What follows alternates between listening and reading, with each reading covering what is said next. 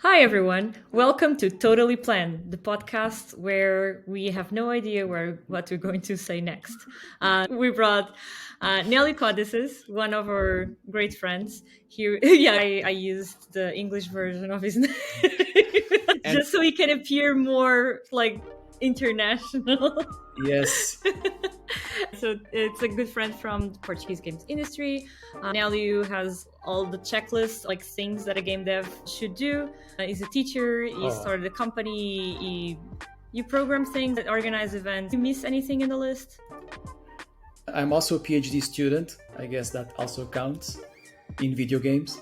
A teacher and father now. You just, Yes, Nélio is collecting all the badges in life. Gracefully accepted our invitation for this completely prepared episode. And I'm also here with Diogo Vasconcelos, my amazing co-host. Yeah. Diogo, say hi to people. Hi, that's me. Hello.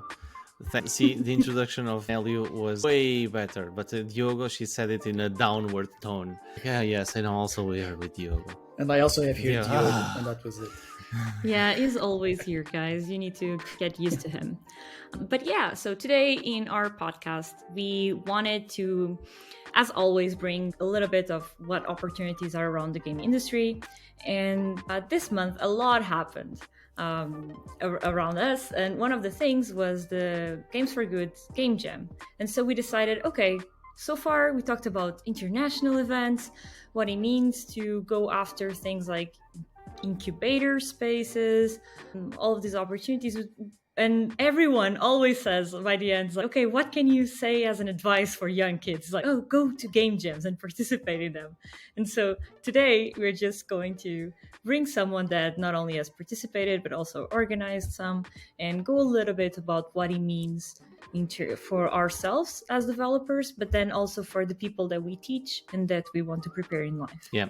I'd like to add that when someone is aging, like ourselves, all three of us, when you refer to the people starting in the games industry or studying as young kids, that's very revealing. You are revealing your age, Mafalda, and mine and Nélio as well. So yeah. Indeed, indeed. Sorry, everyone. I forgot we were trying to keep that stealth. People still think I'm super young, that I still go to school, and I'm like, yes, I go to school, but not in that. Yeah, that's that way. the stereotype that it's just young kids that want to make games. Yeah. Let's keep Well, it alive. and also that our student, because you are a student right now. So if you would like to, like, just give us a little bit of who you are, where you come from, what are you doing. Diogo, as soon as Nelly starts talking, everyone's going to know that he's like 40 years old in the game Mafalda, industry. you're alone. being Well, rude. Then you put rude. 40 more He's years on 28, top of that. Mafalda. He's just 28. Not in the industry, but my age, yes.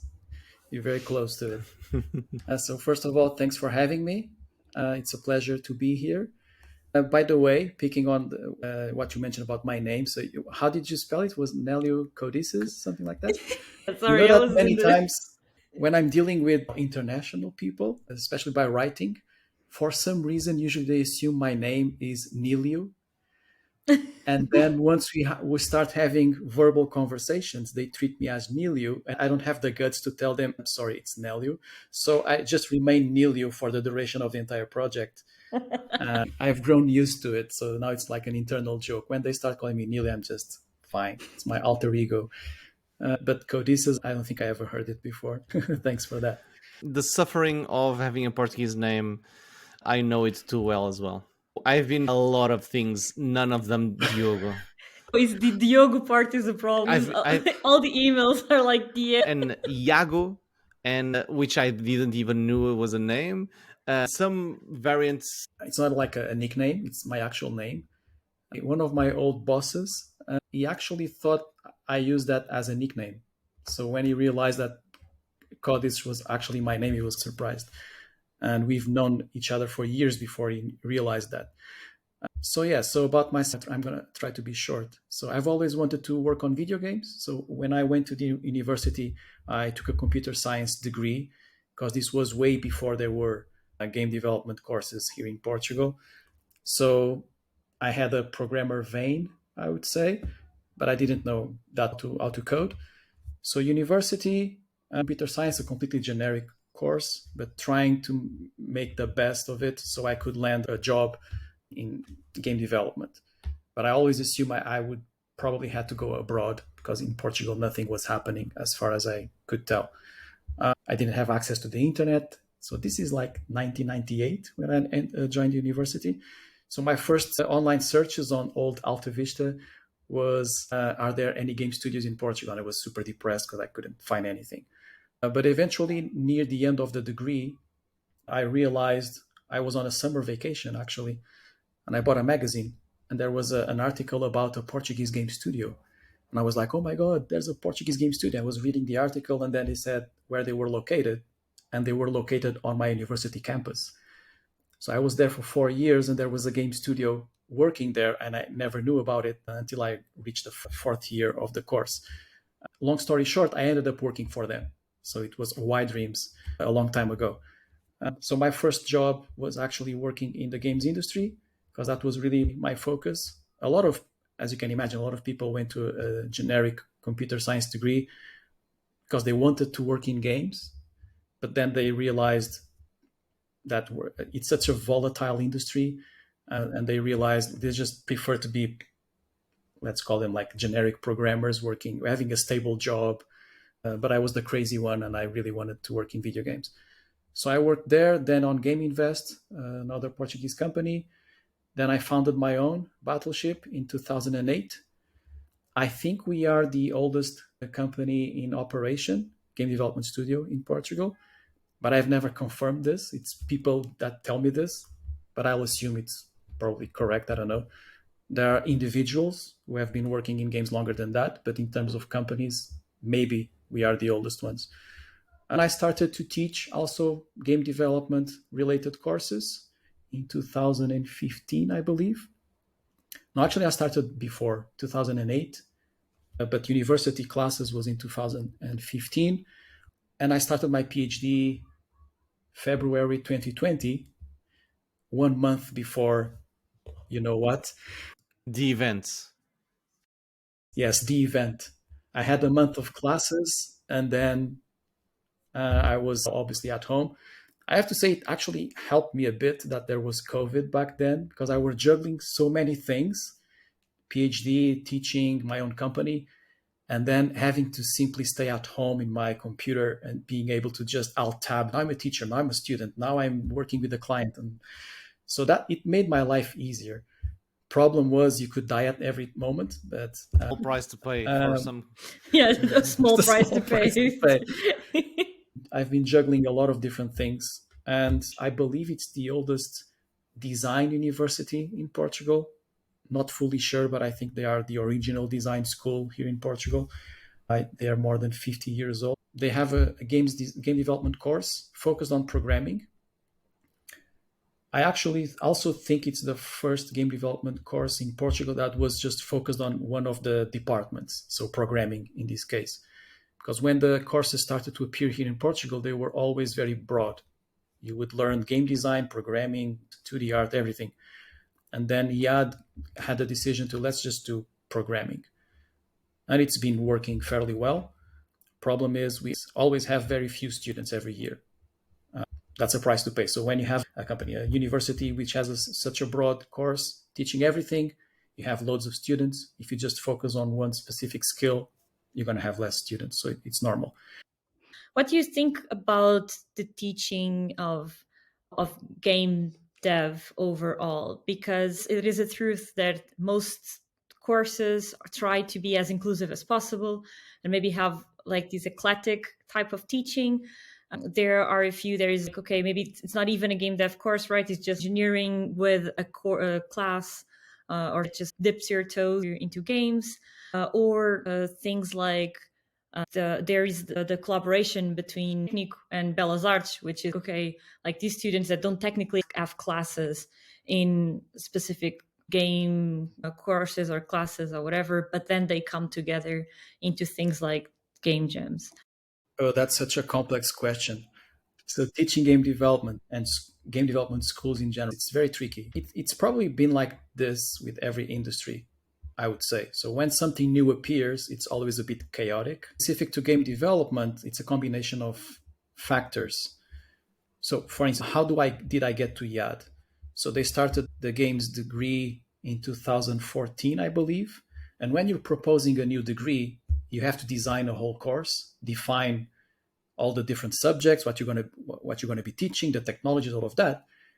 And you have to do that with the in-house personnel that you have. So people who are teaching other different courses, you need to ask for everyone's contribution. So how can we now create a game development course?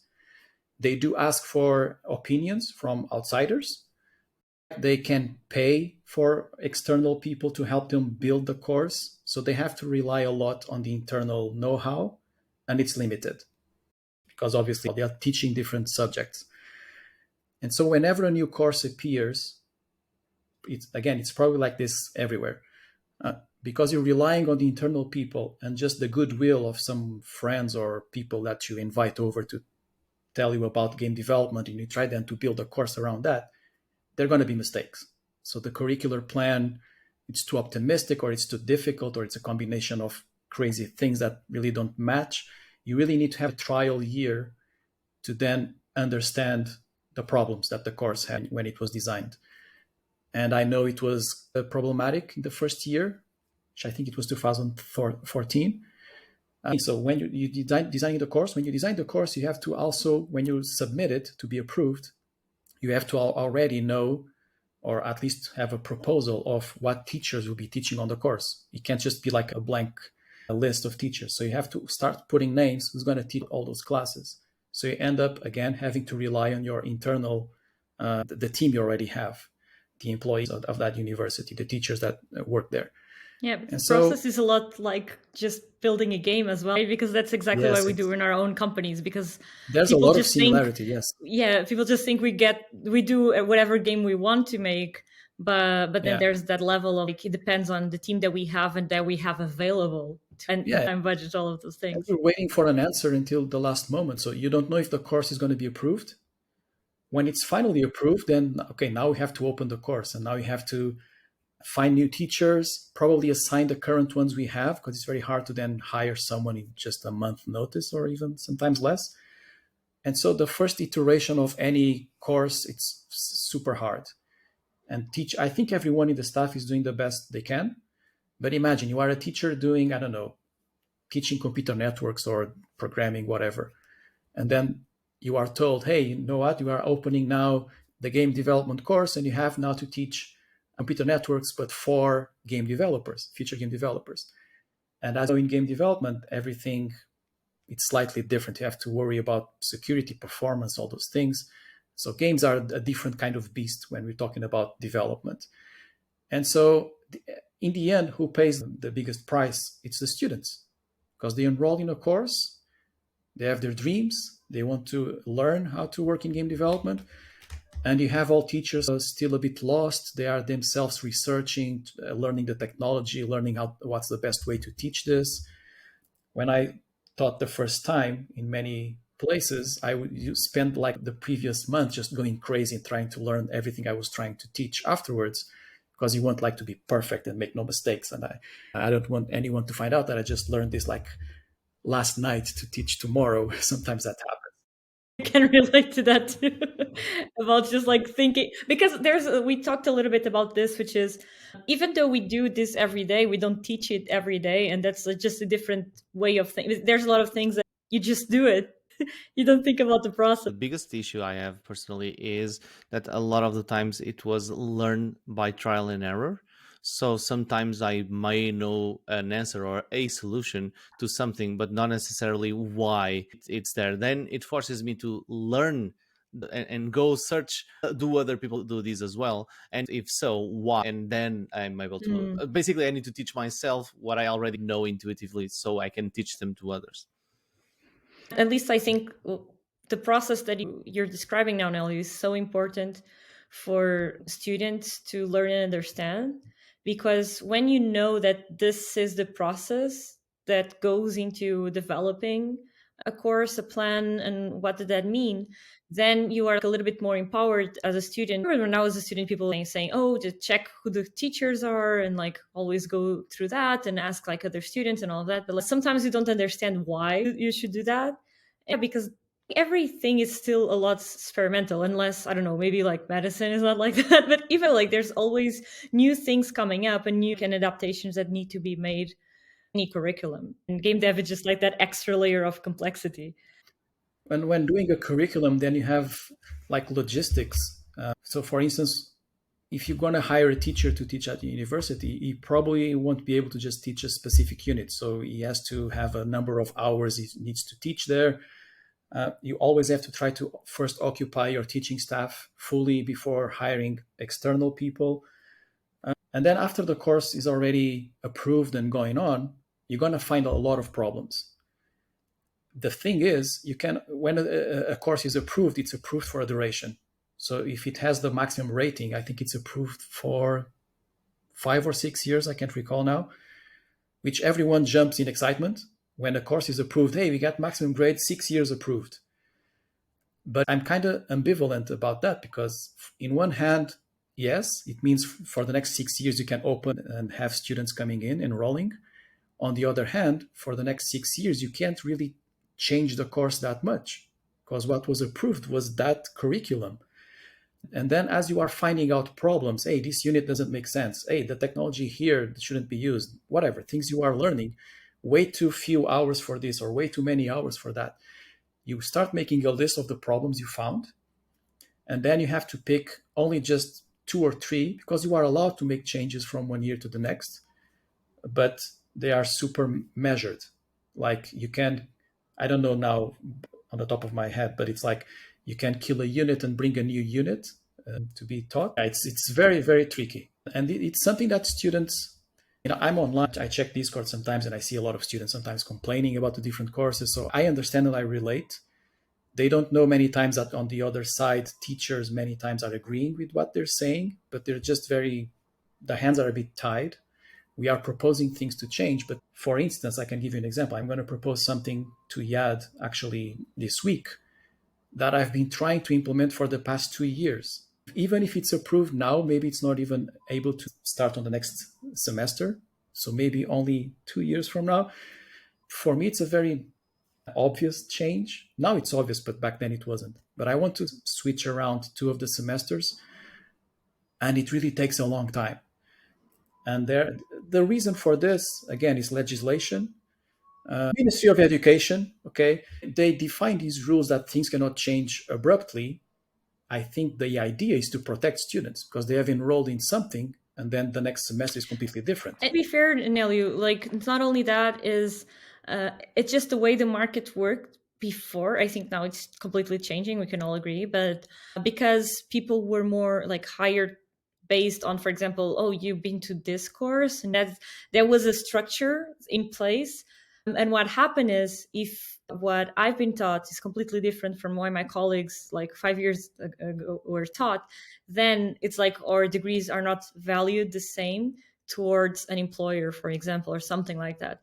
Again, nowadays it's a lot more about a portfolio, networking, like all of those things. But if you still have a culture, because we still have a little bit of that in companies, that value that strict structures that say whoever learn here, it's going to be as good or it's going to have the same education as others. And so I think that's a little bit of where that aversion to change is coming from. And also a little bit of that, oh, when I studied there, it wasn't that cool. But that will always happen because there's a rapidly evolving technology and tools in game development and many other areas as well. So Yes, it changed. that was going to be my next point. Change is inevitable. Change is part of the process, and change is a good thing, in my opinion. And we talk with a lot of companies who also come to us. So we keep asking the industry, so what should we change also in the courses? What do you think makes more sense? What are you looking for in an employee? And again, even though they give us the feedback, it's not something we can implement like the next day, not even maybe in the same year. And then there's the other side of all of this, which is the students themselves. A few years ago, with the natural, A game development student, whoever went to that kind of degree, had a nerdy background. So people who were very tech savvy, so they would be able to extrapolate and open a piece of software and just explore by themselves, and they would pretty much become productive very fast. And nowadays we are seeing a big change due to the new ecosystem of applications that we have nowadays. The UI of everything nowadays is super minimal. And we realize a lot of students come to the university to learn these things, and we expect them to just be curious by themselves and start, I don't know, pressing all the menus on Unity or on Unreal and whatever, and explore by themselves. And many times you get the reply saying, the teacher didn't taught me how to do a very specific thing.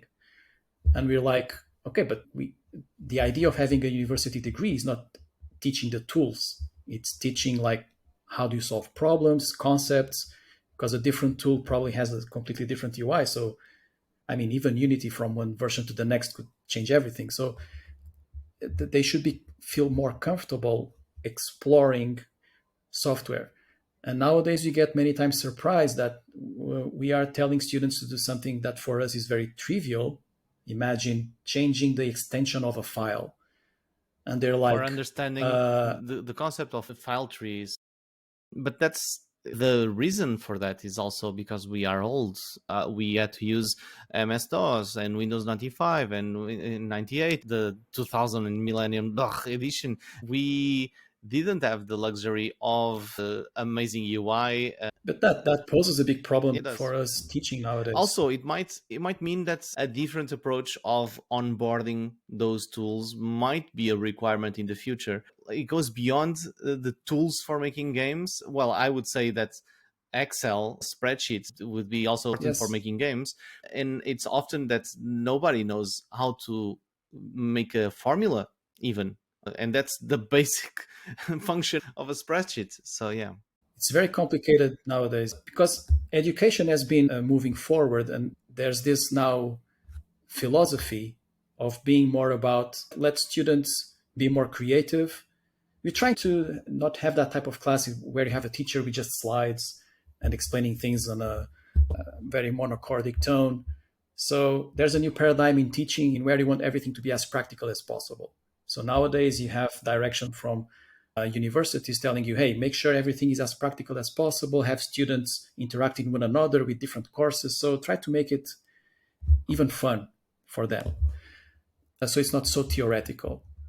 But then when you try to do that, then you realize, okay, but for them to be really practical, they need to feel comfortable with technology, with computers in general. I don't know how to solve this. Actually, it's an ongoing conversation between teachers is we shouldn't be teaching the very basics to students, like teaching, so you go to the start menu and this is how you do. Otherwise, we wouldn't have time to teach, well, what we're supposed to teach. On the other hand, they are every time now reaching the university, sometimes without ever having used a computer, because nowadays they're just on their phones or because they have all the apps they need, video editing on the phone. So nowadays you can do so many things on mobile platforms. And then when you have an actual PC with an operating system to work on this industry, you have to be so technical. How do we solve that? It's essentially that we live in a world of closed systems, right? And there is not a focus on earlier academic development for learning tools like Microsoft Office or alternatives to that. And it should be like in the same way that we nowadays learn earlier English. Before we didn't. I didn't have English until much later, and my brother started having English in primary school. So that's a big transition, right? But I learned English through Cartoon Network without any subtitles, right? So I would say my process was much better. Anyway, what I mean is, of course, that there is a certain level of expectation from teachers and a game course or any course to have some basics and learned, but we have been finding that's not the case. So the issue is along the way, and I do agree that it doesn't make sense for the onboarding to happen as you start the course.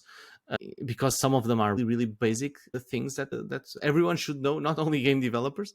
It's a complex issue, right? It's a complex issue. Since we are more and more in this technical universe, we try to teach the tools.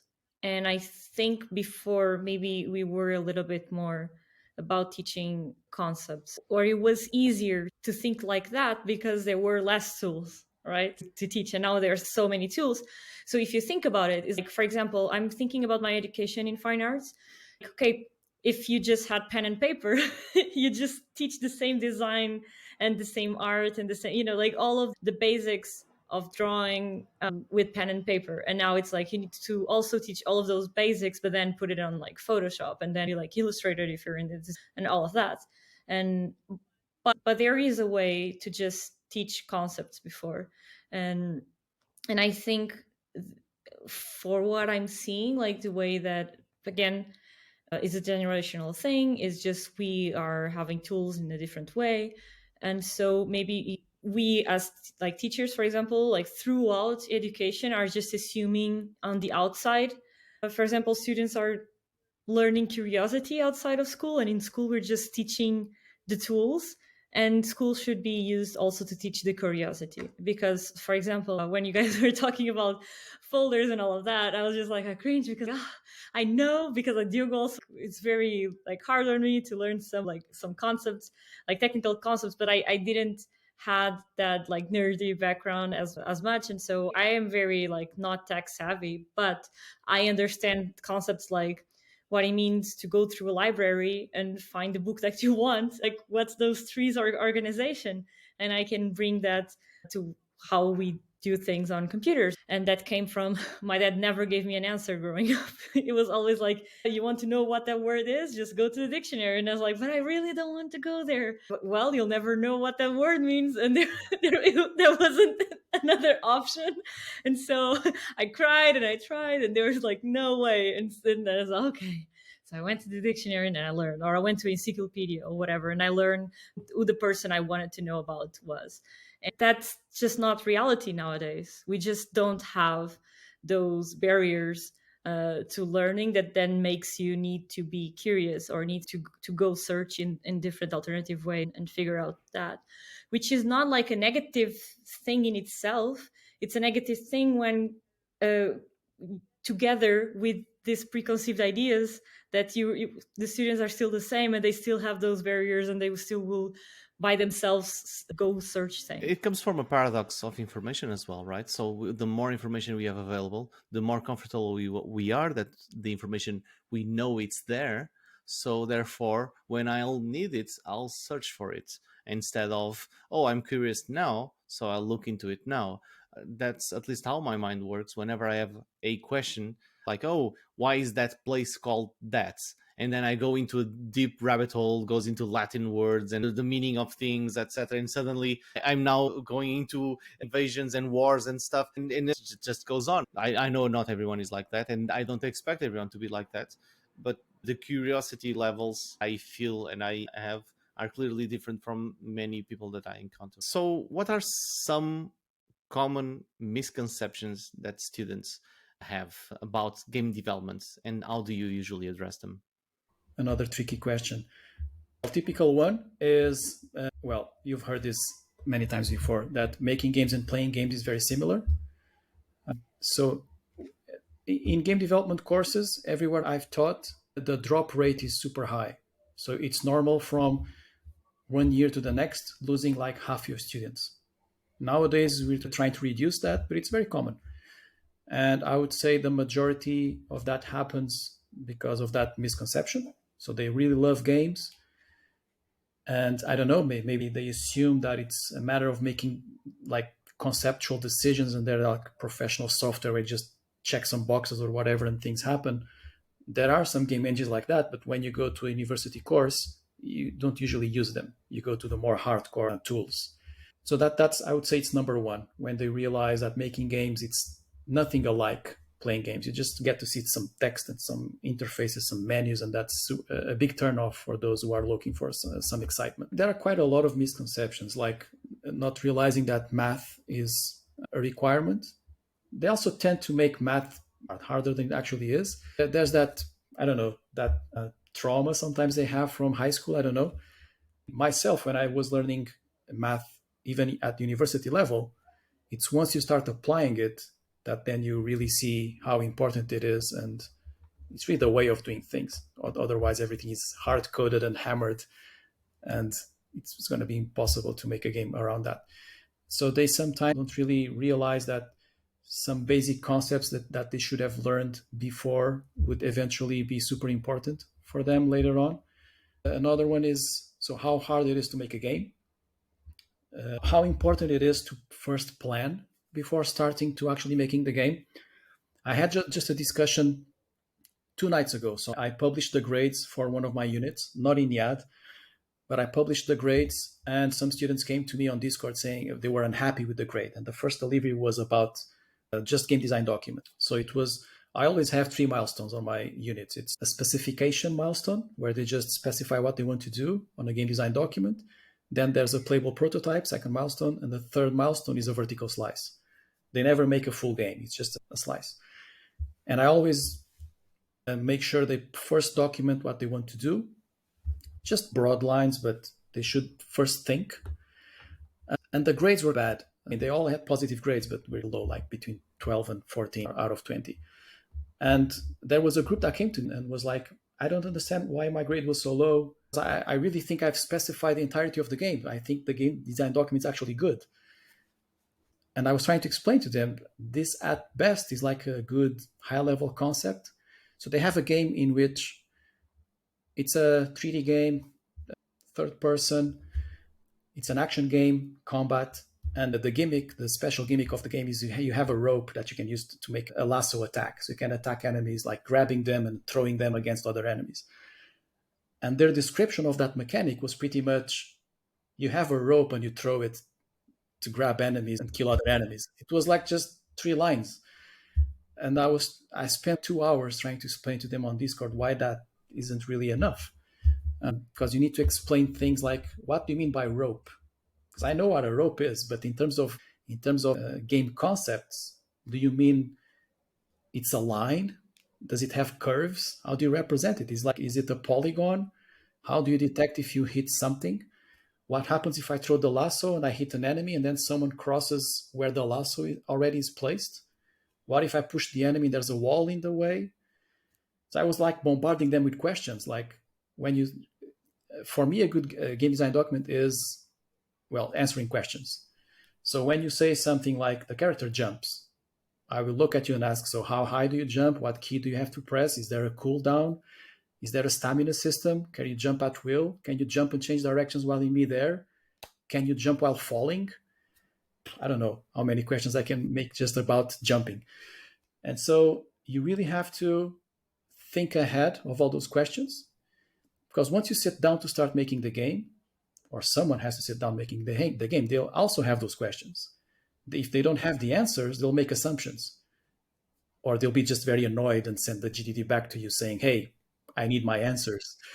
And then a cool exercise I would love to make, but I've never made it, would be like in the first 2 weeks of classes, like having everyone write the game design document and then giving it to another student, and they would make that game, and then comparing the result to what they have imagined. And maybe that confrontation, they'll then realize, oh, okay, I really wasn't that explicit with what I wanted. And that's the thing. So they kept telling me, but those are things you're going to be deciding once you start making the game. And I was like, no, because if you're deciding as you are going, then you have to rewrite everything. Then you realize you didn't really think about some part of the structure.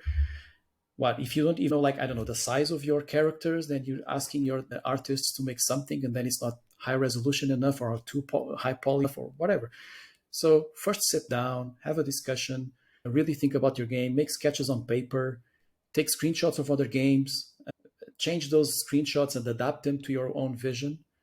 And for me, a GDD, it doesn't have to be walls of text. The more visual you are, the best. So just use other games as references, show me measurements, show me collision boxes.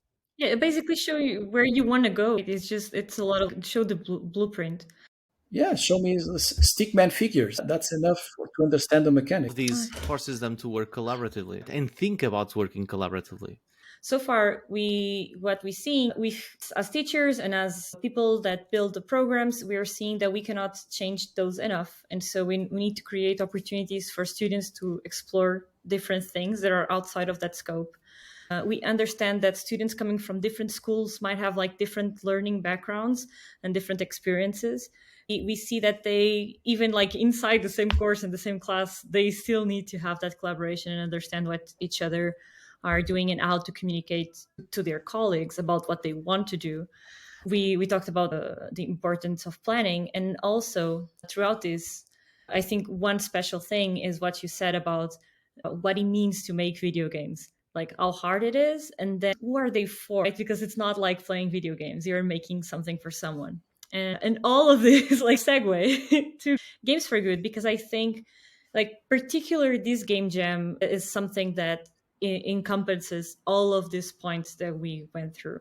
First, being held by a school and understand it, that it's like, okay, we need to build something to give our students something more for them to grow, to learn, to make their portfolios and to show their abilities. It is open for people outside of IADE, so not only students but game devs from other areas. They can come in, join, and work with the student and just be at a game jam.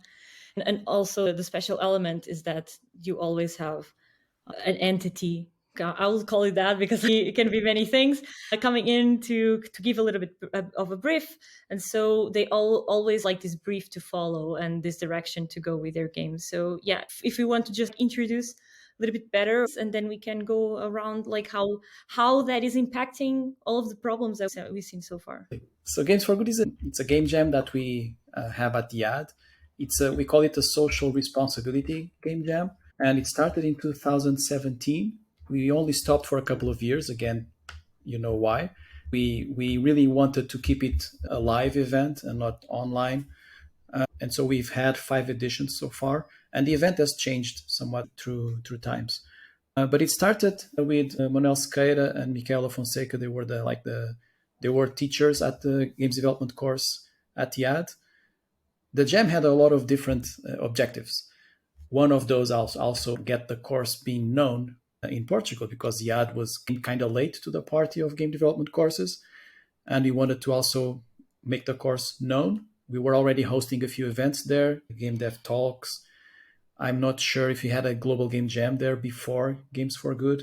I'm not entirely sure. And so the idea was, okay, let's try to do something a bit different, social responsibility. We invite, back then, the first edition, we invited, I think, 5 institutions.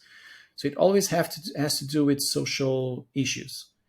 Could be poverty, could be health issues. So institutions that are doing some kind of social work and trying to help the homeless, help with medical bills. So anything goes. We invite a few institutions to come in to present their briefing, which is pretty much just saying, well, how do they operate? So what do they do on a daily basis? What's the problem that they're trying to address, and how do they do it internally? To use that to serve as inspiration for them, the participants, to look into that and then make basically awareness games about that issue. And it really worked very well. In the first edition, we had more than 100 participants. We have a partnership with AMPRI, which is the Programming Teachers Association in Portugal. And so they held a challenge throughout the year where high school students are also making social awareness games, and then throughout the country, the whole country. And then the best, I don't know how many, maybe 50 students, then they come to IADE to the finals in Games for Good. And we have the pro line, which is open to everyone. So they just go to the website, they register, and they are free to come and participate as a normal game jam. The reason why I don't really like the names is because, well, a high school student doesn't really like to be called junior. You are a teenager, you want to be called something else, maybe pro, I guess. And pros don't also like to be called pros because they many times are game dev students, they are amateurs, or even if they are already professionals, you never feel in game development that you are pro enough to be called a pro. So it's really something we need to change one of these days. And so we usually have 50 juniors plus 50 pros. participating all together. It's a full weekend. We start on a Friday, we end on the next Sunday. They have the briefing. They are completely free to make their teams, to decide how to approach the subject. I have to tell you, the first year we made this, I was very frightened. Because so how will students, university students, and even high schoolers, how will they approach this subject? Because you're talking about sickness, you're talking about poverty and all of that. And I mean, you cannot just make like a first-person shooter killing all the homeless. So I was kind of frightened. What crazy things will they make? But in the end, all in super good taste. And it went so well that we decided to have this as an ongoing event. Nowadays, it's a bit different. The first edition, we actually gave prizes. So the best 5 or 3 teams, I can't recall.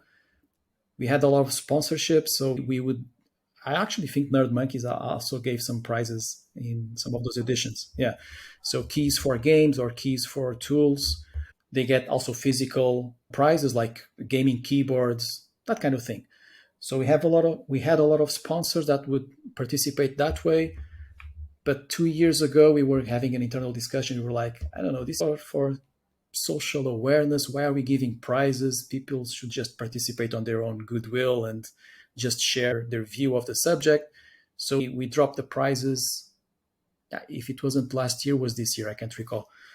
But we still have first and second and third place. So we do like a final competition. Diogo was one of our guests, one of our juries was it last weekend? Yeah, so.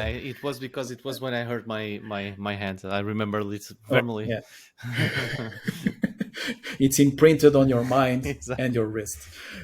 And so we still make it some sort of a competition because we want the entities to be there to see the results. And then we just have people voting what they thought was the games that better matched what the entity was sorry to interrupt your process, but because the entities give a brief, so they being involved and there's like a jury or that element of matching that brief to the games. I think what you're talking before about they don't understand what makes like a good game or whatever that means, because it's very subjective. And in this scenario, for example, like a good game is just like the game that matches that client brief in a way.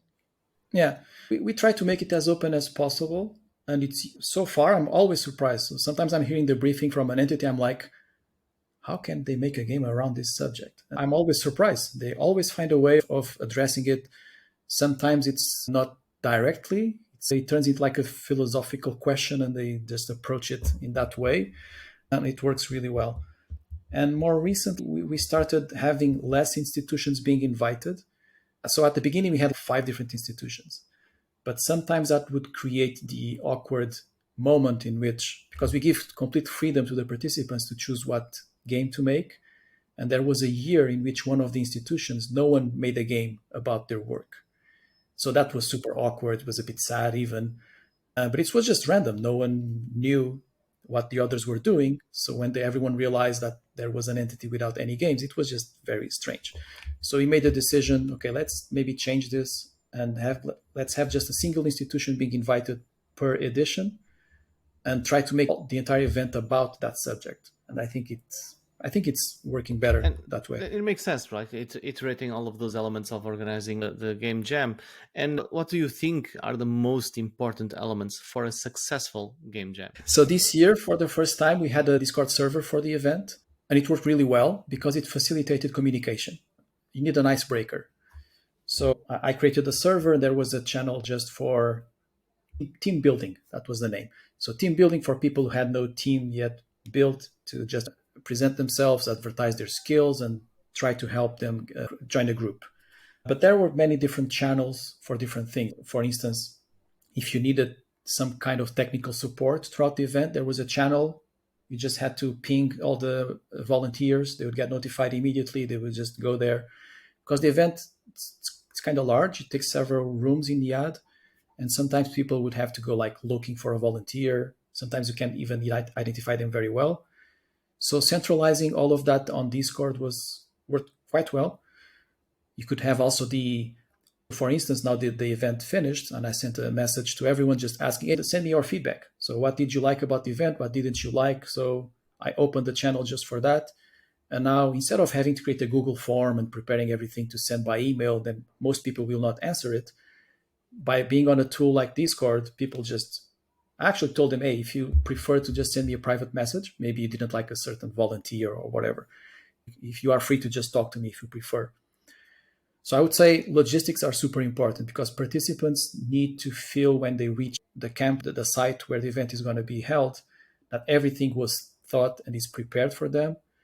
The living conditions have to be good, temperature wise, access to food, feeling safe, because they bring their belongings, they bring laptops, they bring equipment. So you have to make sure you have a room where they can sleep, where they can chill also if they are a bit tired of working. So all of that takes a long time. You need to find sponsors to. I didn't say it, but in Games for Good, we actually give away food for everyone. So all participants have a lunch and dinner at the event. And this year it was McDonald's sponsoring because they were also an institution. It's such a large company, but a lot of people also don't know what do they do in terms of social responsibility. So that was also an eye opener for everyone. And they were also a sponsor this year. So I would say logistics, communicating. And I'm saying this, but I know we've made some things wrong, even on this edition. I'm trying to fix.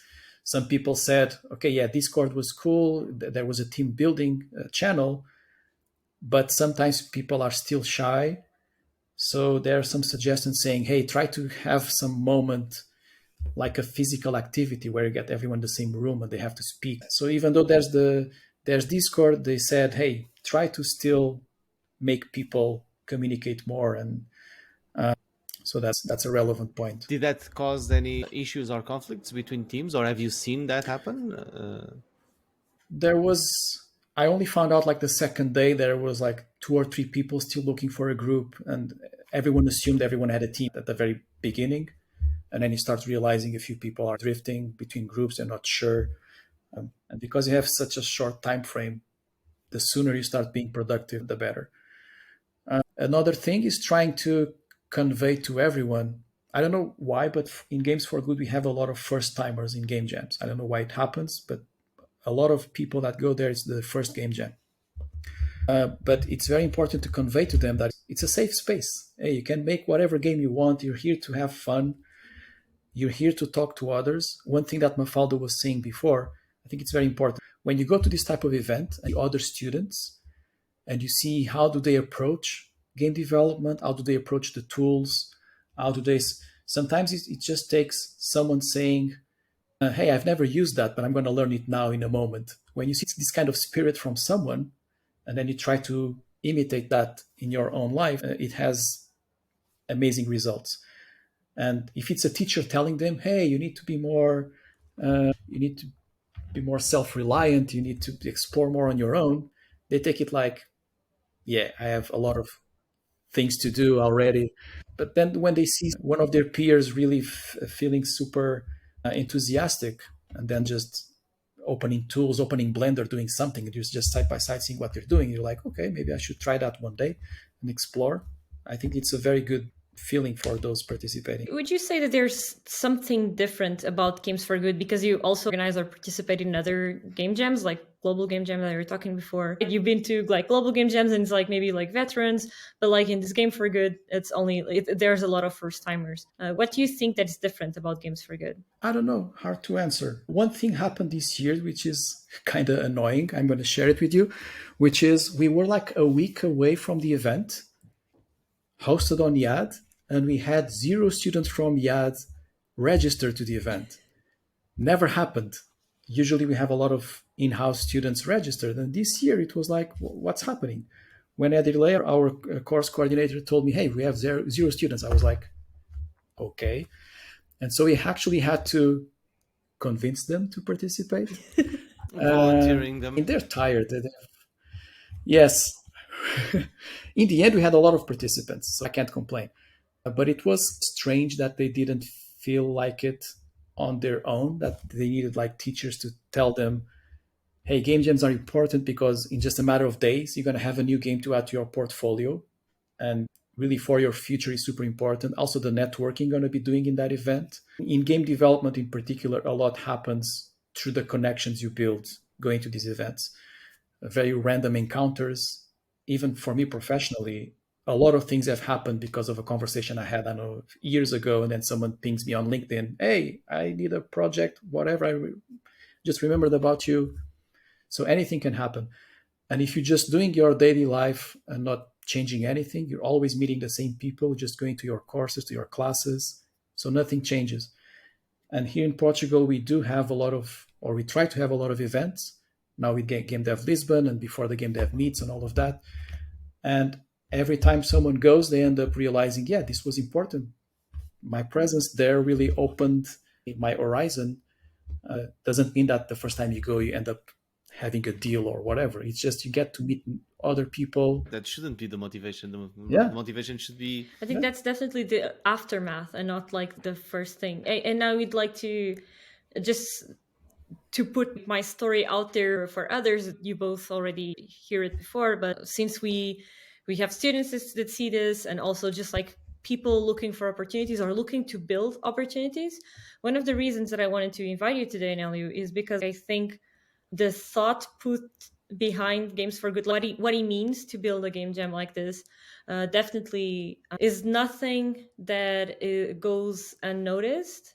Because I think that's a little bit of the reason, because it looks like less scary to go to something that is, you already know the goal. You already know that, okay, the goal is to do this thing for good, or is to do this thing for a charity somehow.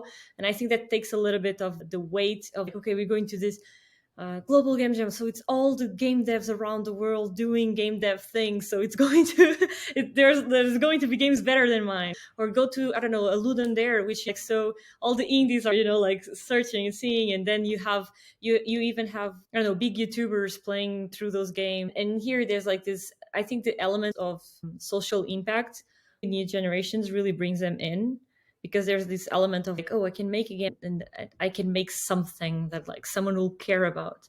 And for me, like, it was very, I've been to game jams before, I've been to events before, but Games for Good, by one reason or the other, touched me differently. I really engaged to the organization that my team picked in 2019, and it was about gender issues. They support women and girls. And I think that started the path for me to now, for example, work with women in game and go through all of that, because I made a game that went through those things before. And because like that passion shining through or whatever, then people started to inviting me for things. I think it was after that they see me before, but then it was like when Isaac was like, oh, come to Ludoteca, join us and organize events with us. Yeah, and Ricardo Correa asked me like, oh, can you come and show your game to this other event that I'm organizing or whatever? And your willingness to then pursue games and that networking and the thing that you brought from that. And I went, it was the first game jam that I went alone. Never done that before. It was the first game jam where I didn't know anyone. I built my team there in the moment. Just, I remember, I think it was George made like this little group, like saying, it was like a round thing where people just like pointing, what do you do? What do you do? And people just put the arms up, like, I guess I can join you. And I got in, and some of the people that worked in that game, I got in touch throughout. It's not like they were, and we even worked a little bit on it because we wanted to be better for the showcase. But just like the part of being connected to people that were completely outside of your comfort zone and your and it just changed it completely, the way that you're making games versus making games with your colleagues in college, and you already know how they're thinking about it and all of that. If nothing else, guys, today I think that's like a good lesson to just get out there and join something, and also that you can learn with. That feedback, that experience gives you some positive feedback, even if you interpret some of the steps being failures, which I don't really agree with. But if they are not an easy process, you are learning through that, and that gives positive feedback as well as meeting the people, etc. So you were talking about explaining, and Mafalda as well, from our perspective, the contribution that the game jams can have for them as individuals and as potentially future professionals and on their career.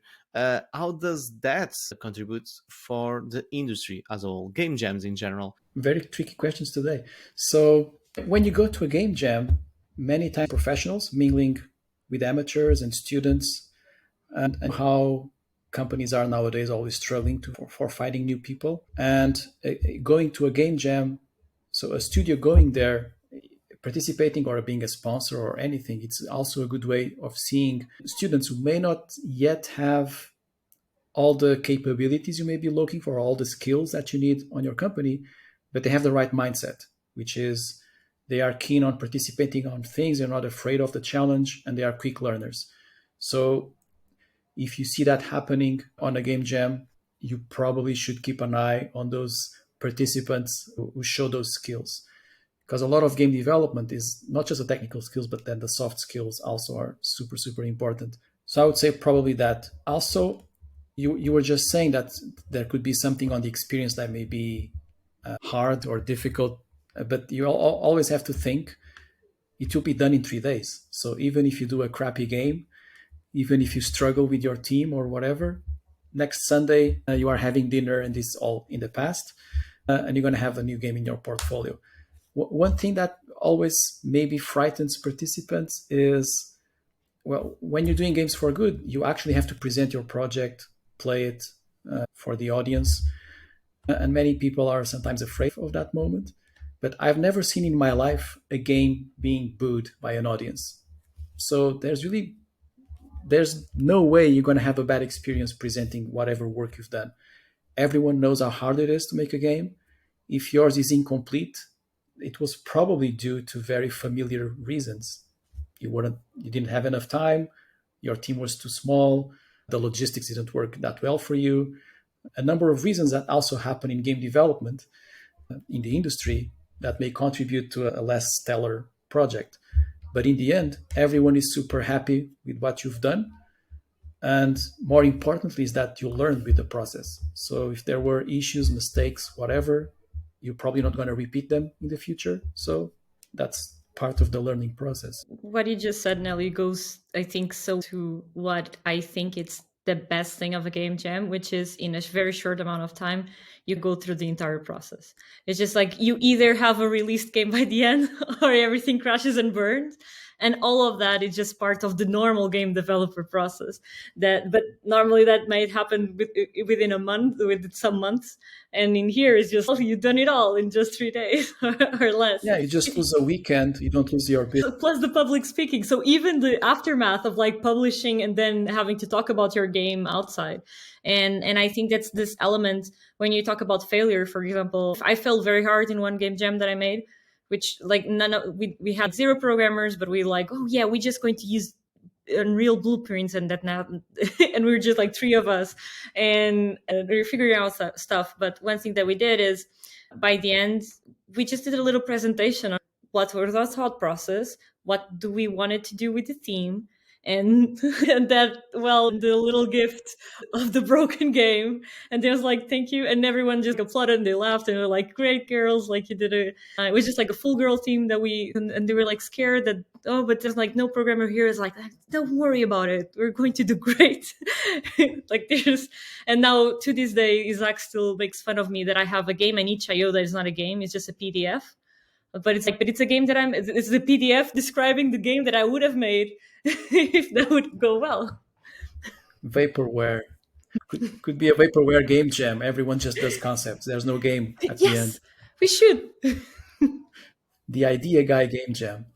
Yes. That element for sure is extremely useful on a game jam.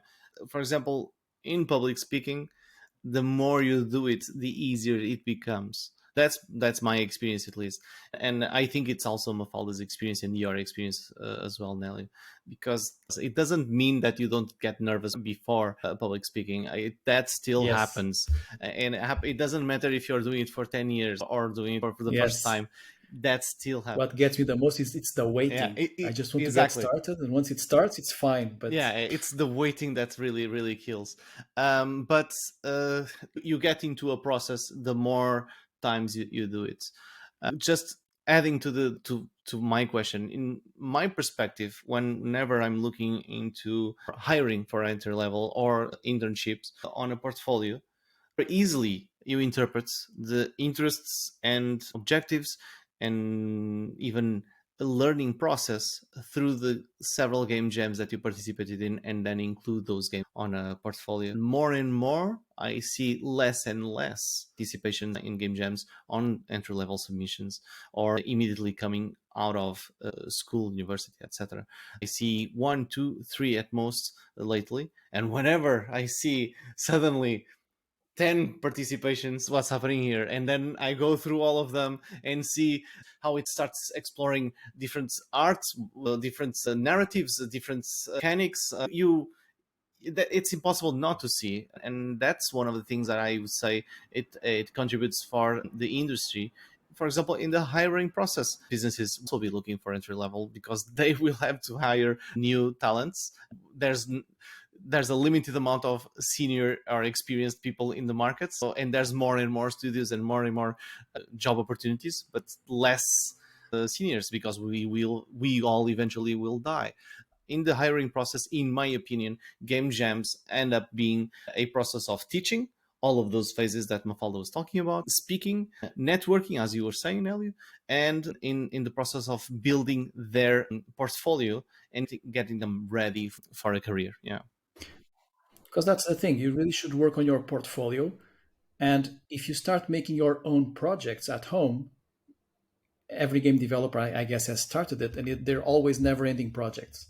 So go into game jams, and then you'll have several prototypes, and you never know when one of the projects you make on a game jam may lead to something greater, like it happened with Jorge Castanheira. I think also some of his games. Striker's Edge also, yeah. Striker's Edge, exactly. And that's just games in the Portuguese game industry. We're not even talking about the games outside and worldwide. And there's very successful indie games that were started on a game jam. That shouldn't be your objective. I think the reason that happens is because you are also in a mixture of pressure of making a game in a short amount of time, and not having the pressure of being concerned if it really is a good product, and sometimes you're just doing it for fun, and because of that the game is fun sometimes. Yeah. I just want to put a note in wrapping up these advices of what you're learning in game jams, which is also, we're talking in the sense of for students and the sense of to build portfolio, but I would say even for people in the industry already or already working. And for example, if you're working, I don't know, in VR and you want to do a transition into other things, or even if you want to go to AAA, it's hard to get that first space. I know that our friend on Twitch, he now works for Ubisoft, for Massive, and he has this massive portfolio of games from game jams. I don't even know how many are in that portfolio, but you just scroll down and it's 20 games there. I don't know, more. Another good example is Isaac also. Mm-hmm. Yeah. And they are just game jams masters, and that definitely helped them. And that's not necessarily advice for everyone around the world, because in the US there's ways of, if you go to certain school, then you have certain internships in big companies, and then you're set to be there. But if you are in a place like here where you don't necessarily have those openings in those types of industries, then it's very hard to relocate a junior, right, to whatever those big studios have. So you can build not only portfolio by just working in other companies, but then, for example, if you're just working for a mobile company, how can you show that you have other skills? Well, you just need to do your own projects, and you need to make them. They need to exist. They cannot just be in your wallet of the never-ending project. And so game jam is a way to take them out of that. Not wallet, I would want to say wardrobe. No, that's the word. Drawer. Search it. Drawer. But yeah, and that's my final thoughts. All right. Nelly, do you have final thoughts? I was listening now to Mafalda and thinking that many times companies now do internal game jams also to experiment and find new concepts, give the opportunity of people who are, I don't know, a designer to do something different, or vice versa, QA testers also to show their skills. And sometimes that's how you have the break to end up working on something different within those companies. So game jams are really a way to potentiate your future.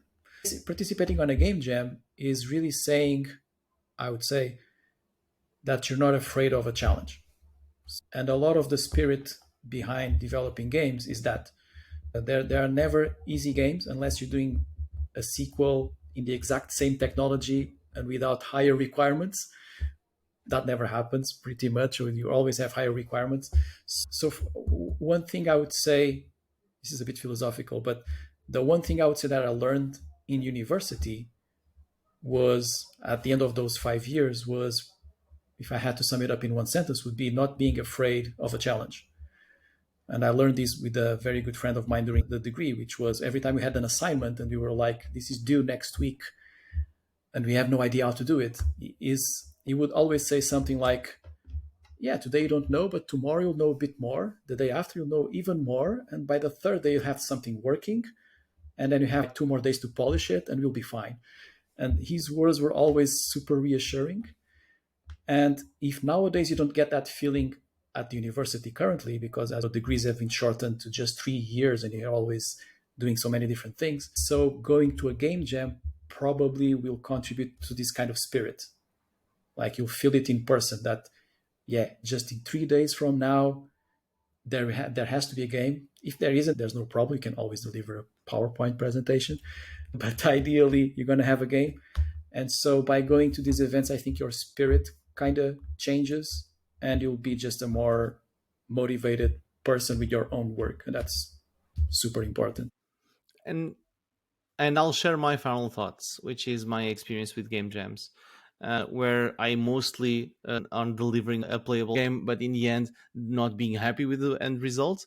And to be honest, all of those situations really weren't the most important experience for me personally, because what I remember is being with the people. What I remember is the brainstorming, the discussion of figuring out what we're going to try to do, working collaboratively, talking, getting to know new people.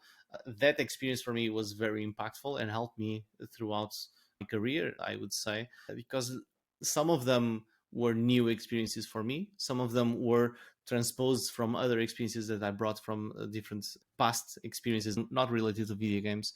I have fond memories of terrible games, very fond memories of very, very shitty games. And that it means something. It means that in the end, it doesn't really matter if you feel like it failed. It will suck a little bit yeah, but it will be okay. Now our listeners know where our next merch is going to be, as t-shirts saying I have fond memories of shitty games. Stay tuned for that. Yeah, probably. Who knows? I would buy a mug with that. Anyway, we are a little bit past our time because everything was very, very totally planned, but in the end, it was a very interesting conversation. I guess edits will end up shortening this, but don't worry, I am sure it will be a little bit over an hour. And thank you, Nélio, for accepting our invitation to talk about game jams, game industry, and academic side of things from your perspective as a teacher and as a student, and as a developer, and as a father. I don't know how that applies, but it also it also applies. It's connected. Everything is connected because life is a game. Life is a game, exactly. And thank you, Mafalda, for putting up with me. I know that I annoyed you a lot with Excel and spreadsheets, but it's important. So thank you, everyone, for listening. Excel is life. Excel is everything. And that's the clip we're going to use. I share the sentiment. 90% of everything I do ends up, I start doing some kind of document. This will look better on Excel, and I close it up on Excel. Exactly. If I have cells, I'm happy. Exactly. This is the next podcast, the Excel journey. Everyone, yes. Thank you. Thank you for listening, and see you next episode. It will be a really good one. Bye. Totally planned. Bye. Thank you, everyone. Bye-bye.